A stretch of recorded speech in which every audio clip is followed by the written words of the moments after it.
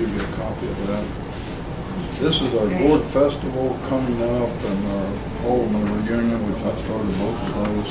Yeah, I'm going to be asking you in the interview about how this reunion came into being. It started, what, in 1979? Yeah, and then we closed it down, and then when we bought the school here, I decided to start it back up again.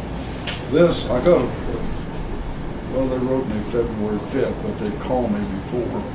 The Kentucky Department of Education wanted to know my story from 11th grade to the present time. And they sent, I made American Farmer in 1951, go on a train in Moorhead, went to Kansas City. And then Tanner Utterback made it last year, 61 years between. Wow. You wonder what the teachers have been doing all those years. You know? Yeah. So they sent me this to, that's when I was in high school. But they sent me this to proofread it, and I sent it back to them. It's supposed to be on the website. I gave them permission to do that. You know. Now, do you need these things back, or can I take these? No, you keep those. Thank you. Keep those. In fact, I'll let you keep this. 2 years, he's dead now, but 2 years ago we had the Alderman, we have it every year, Alderman Parade. So Jess Kelly, who was in the Second World War, he was a pilot. I had him as Grand Marshal. Okay, we were just looking at some of his flight books and some of those things from him. Yeah, well, he's in that picture here somewhere, I believe. Is he the one in the red shirt holding the sign? No, that's the one that was this is his brother here. Jack? Yeah, no, this is a younger brother. Is that my father? No, that's out there. Okay, no, this is Danny Knipp. He was principal in Ford County. I don't know Chet, which wrote in there, but he's the one who took the picture for me. Jack was older than Chester, wasn't he? I think. Yeah, oh, he was. Yeah. We both did. Okay, I'll give you this too. Got let's see if I can get. Need a pen? Put Alderman Parade.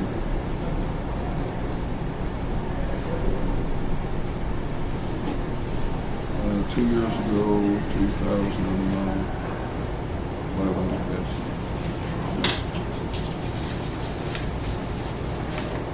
Thank you.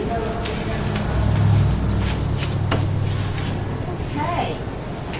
Are you ready to start? You tell me what. You ready? This.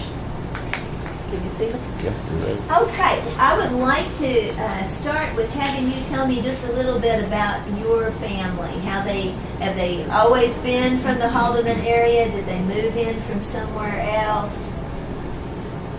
My great-grandpa came to Olive Hill, 1862, Scott County, Virginia. My great-grandpa, who is buried in Carter County, I have his picture over the fireplace at Cracker Barrel. My grandpa moved here in 1914 from Olive Hill. My dad was born in Carter County over on Mockabee Creek. And so we've been in the area here since 1914. And did your family move here because of the brickyards or for other reasons? Yes, because of the brickyard. My grandpa came. And then he worked on the railroad later. The railroad came through in 1880. And so he worked at the brickyard. Later, my dad worked at the brickyard and mines, and they closed down in 1950 and put everybody on a $50 a month pension.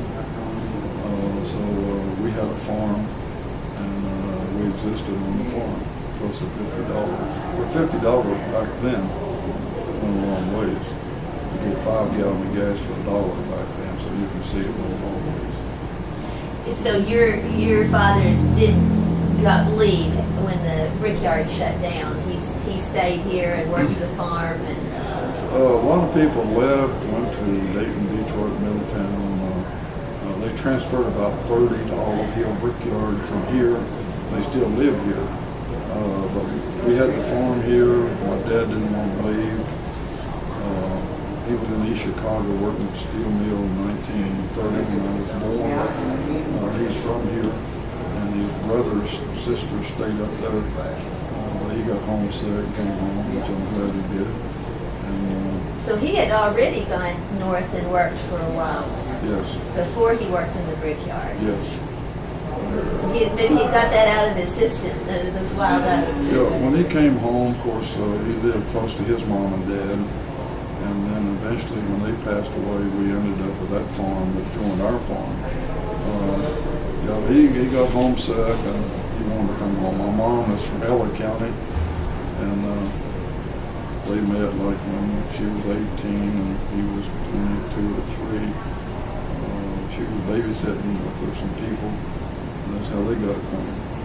And so when he was up north, was that before they met or after they met? No, that was after they got married. After they got married. Yeah, and we came back. I was probably 8 weeks old when we came back on the train, got off in Mobile.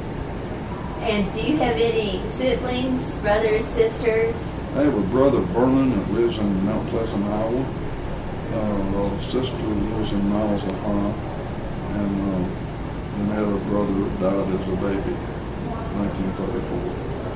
And are they all younger than you? Are you the oldest? I'm the oldest one. So once you were born, your parents moved back right Yeah. after they had their first child. Yes, I was born in East Chicago, Indiana. They were born here. My sister born in 1939, my brother in 1932, and the one that died in 34. So that was, Depression era times. Yes, it was.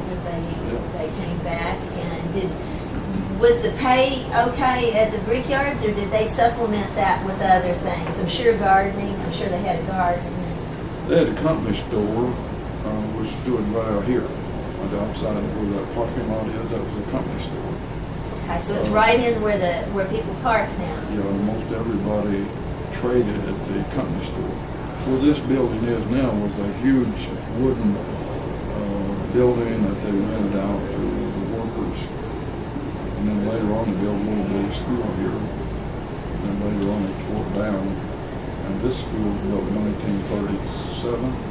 The gym, this gym in 1938, the school built in 1937.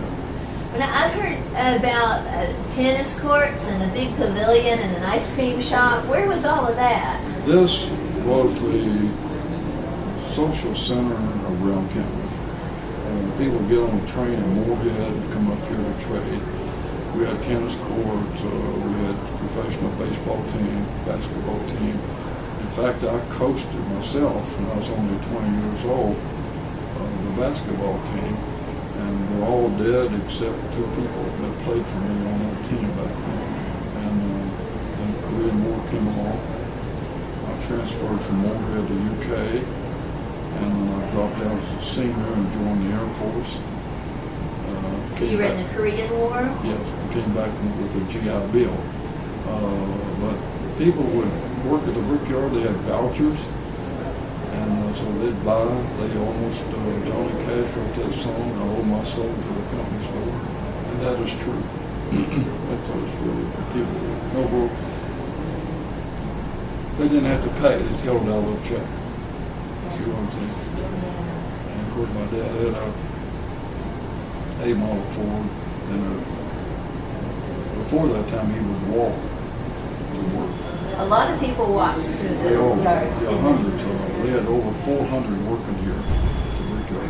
And I know that some of the company housing was high above. There were steps that led up to the housing. And this hill was covered. There was a little tram road up there that they brought play in. There was a tram road behind us back here. There's mines back there. They had a thing coming over with those little cars coming down. Across the road, Yeah. they would come. And they got these huge chains. As one car would come down, it's pulling up an empty one. And it looked real good. We stand out there and watch all that. It's during the daytime, you know. And then where did the railroad line come through? Of course, it ran right beside the highway in the Moorhead. You crossed it down Hayes Crossing. When you came up over that bank, you came over seeing the railroad. Was there any track that came actually into Haldeman so they could load the bricks? Oh yes, right. Yeah, up here they had tracks in. We had brickyard number 1. It was built about 1895, they stamped Brown, RWN, on the bricks. So when the post office started in 1907, Mr. Haldeman, they named it after him. I got his obituary picture, whole works on that. In fact, I could have given you a copy, I never thought. Then they started stamping Haldeman on the brick. After that. I might mention this. At the filling station one day, I forget who the boy was. He just came out of service. And he just got back from Germany. He said, "You won't believe this." And he said, I couldn't believe it myself. He said, "I was walking down the sidewalk in Germany in this little town." He said, "I looked down and said there was a bricks at Haldeman, Kentucky." They went all over the world.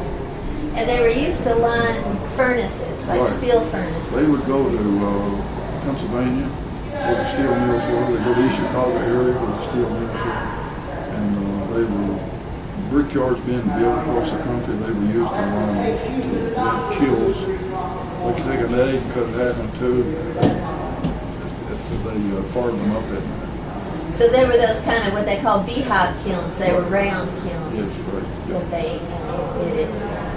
And they used to, I've heard some descriptions of how they could kind of move the bricks through, like kind of prepping them to get fired, and then there was a place where they fired them and then moved them out. It would take about 3 days to burn those bricks, and from the time they were made. And they were called burnt gang, the people who would go in and get those. And so they took 3 days to heat it up, and take about 3 days to Cool down. they didn't have electricity.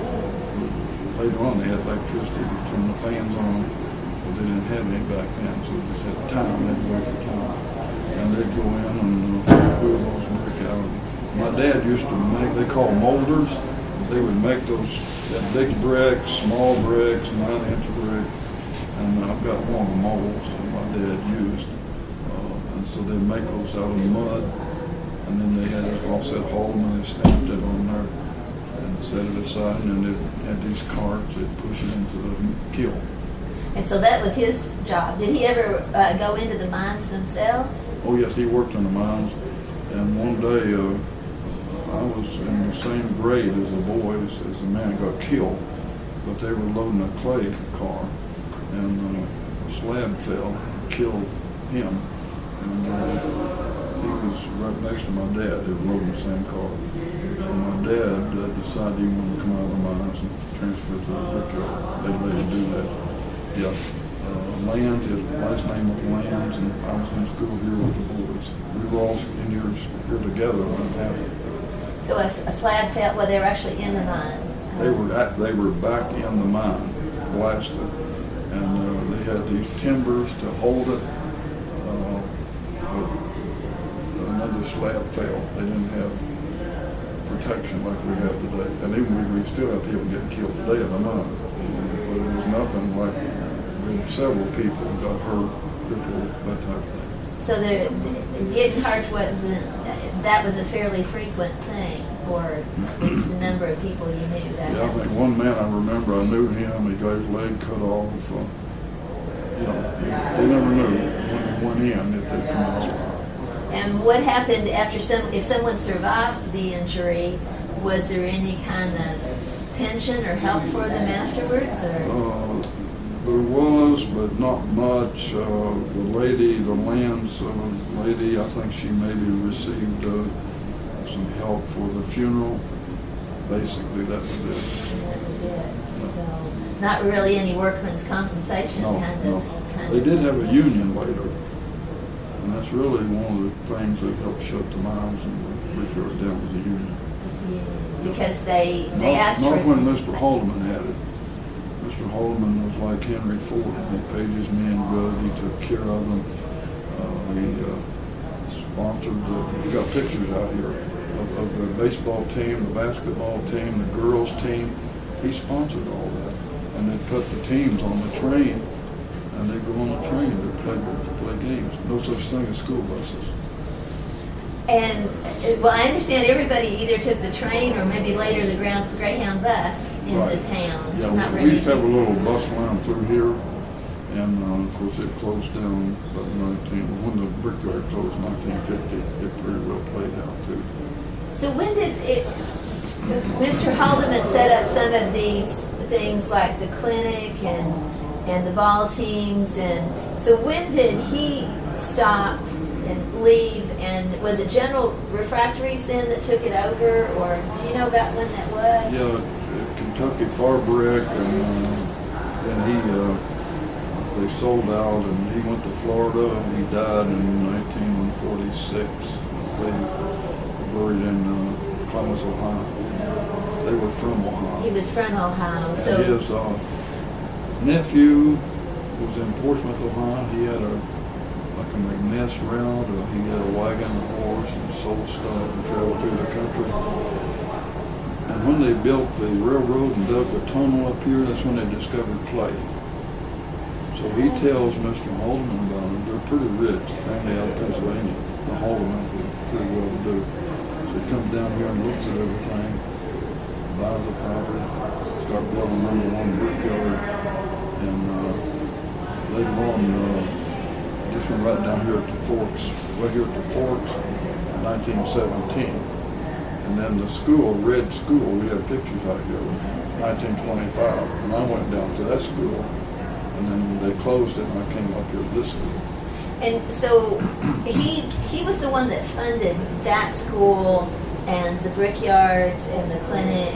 And can you remember him, or was he already gone by the time you can remember? Faintly, I remember him. I still have a little orange truck that he gave me. He gave little trucks to the boys, and I think dolls to the girls. And I still have my little red truck with little orange wheels on it. Wow. Maybe sometime we'll get a picture of that I sometime. have that. And of course, he was in charge of the Christmas program. And then when he died, it went a few years without a Christmas program. And then my dad in 1948, we got his picture out here, he got it started up again. And so he kept it till he died. And then we hadn't had any more till we started up again here a couple of years ago. When we got the building here, we started a Christmas program. What did they do when Mr. Haldeman had it? What did they do at the Christmas program? Was it like a play or a party, or what did they? Yeah, well, once they built this building here, they had quite a bit going on here. But we had a little park down here, and they had a Christmas tree in the park, and everybody gathered there. And you had the office here, you had the park here, and then you had another office building up there, and a post office. And his offices was up there. He lived right up here on the hill, and the building's still standing. Oh, really? Yeah. He does a lot of writing, wrote books, and Andrew Offit. Oh, Chris Offit? Chris is dead. Chris, they Chris' own the dad. building. Oh, I didn't know that. They own the building. They live in a Haldeman building. Red brick, 2-story. And it's still there. Well, interesting. And it was mostly like management people that lived in those company houses. A lot of the people that just worked in the brickyards, they built their own houses. Well, right? a lot of them lived in the company houses too. And I've got pictures of just little rows of them up there, you know. Are any of them left? I think there's one left, maybe 1 or 2 left on the hill. They're about all gone, rotted down. People moved out of them. They were of wood, and then once it shut down, people just moved out of Yeah, that. everyone had a little well. There's no gardens. There's so many people living here that have the hills were covered with houses. Yeah. And so when Mr. Haldeman sold the brickyards when he had it, it was called Kentucky Firebrick, right? And then when he sold it to General Refractories. And what happened to those people's houses? Was that sold also to General Yeah, they Refractories? bought the whole works. They owned everything. So people could continue living there as long as they We still had worked. a large ball diamond right down here that has a trailer on it now. That's for a professional team. Gilman Row and String Bean and that bunch, they had their own ball team back in the 40s. And they'd go from play here and Soldier and Laurel Hill and Salt Lake, and you know what I'm saying? Huh. They did tours. They played in almost every community had a baseball team, a basketball team. Very cool. And when it was sold, did because he had supported all this, did General Refractory still support the clinic and the teams and the school and all of that? Did they still support it, or Not as much as Mr. Hall. They had a fund where they held $1 a month out of every worker's paycheck. $1 a month went into the athletic fund. And Happy Holbrook, whose boys built Holbrook Drug in Moorhead, their dad was the coach up here for the girls' team and the boys' team, and they had one of the best teams in Eastern Kentucky. In fact, at Red School, there's an upstairs gymnasium inside, and that's one of the first indoor gymnasiums in Eastern Kentucky. it's interesting that they put the gym up on the top rather than on the bottom. Do you have any idea why? Not really. I don't really know. I just never heard of putting a gym on the second floor. It's No, just and interesting. it would be full.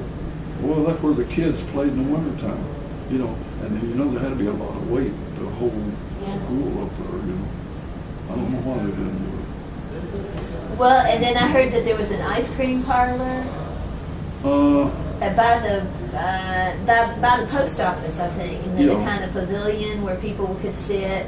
Yeah, the first postmaster was 1907. The last one that closed down was Avenel Eldridge. They still live up here. Roger Eldridge, her husband, he's retired in the school system. And she was the last one. They had about 8 or 9 postmasters over the years. And so that they did that kind of part-time, or who paid their salaries? Not Mr. Haldeman. I mean, that was the federal that kind was of the thing. government. Yeah, government.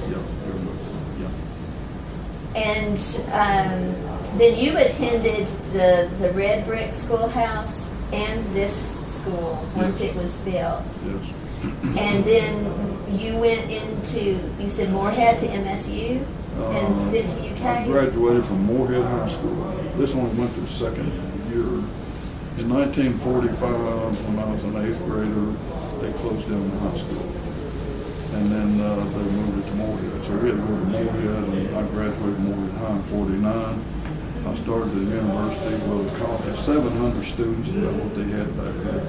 And how was it going to school here, then going into Moorhead to high school? Were you happy about that, or? The first year we were all disappointed because we all had our friends, and I know the homeroom teacher would say the farmer students stay together in one little wad, Haldeman one little wad, Ellerville one little wad. You know what I'm saying?